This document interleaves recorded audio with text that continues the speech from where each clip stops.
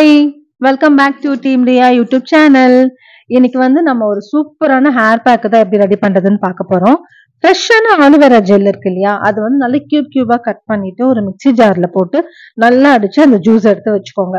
அதே மாதிரி ஃப்ரெஷ்ஷான வந்து தேங்காய், ஏன்னா தேங்காய் இப்போ வந்து பேஸ்டா கிடைக்குது, பவுடரா கிடைக்குது. ஸோ அதெல்லாம் இல்லாம நம்ம ஃப்ரெஷ் தேங்காவை நல்லா ஜார்ல போட்டு நல்ல பேஸ்டா அரைச்சிட்டு அதே வந்து நம்ம நல்லா பாலா எடுத்து வச்சுக்கலாம்.